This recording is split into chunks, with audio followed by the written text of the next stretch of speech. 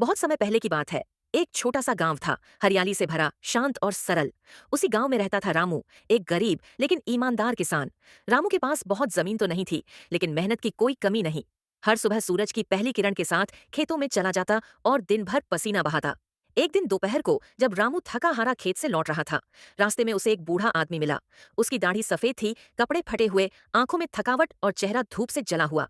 रामू ने देखा कि वो बूढ़ा बहुत भूखा और थका हुआ है। बिना कुछ सोचे उसने उसे अपने घर चलने को कहा। रामू का घर मिट्टी से बना हुआ छोटा सा झोपड़ा था, लेकिन दिल बहुत बड़ा। घर पहुंचकर रामू ने उस बूढ़े को दही चावल और मूंग की दाल खिलाई। बूढ़ा मुस्कुराया, जैसे सालों बाद किसी ने उसे इंसान समझा हो। खाने के बाद रामू ने उसे अपनी एकमात्र चटाई दी और कहा, आप यहीं आराम कीजिए बाबा, आज की रात मेरे घर की मेहमान हैं आप। रात भर बूढ़ा चैन से सोया और रामू को भी दिल की शांति मिली। अगली सुबह बूढ़ा उठकर बोला, बेटा भगवान तुम्हें बहुत देगा, बहुत। उसने रामू के पैर छुए और धीरे धीरे गांव से बाहर चला गया। कुछ दिन बाद रामू को खेत में एक चमकती हुई चिट्ठी मिली। उसमें लिखा था, तुम्हारी नेकी देखी गई है, अब तुम्हारे खेतों में सिर्फ फसल नहीं अमृत उगेगा।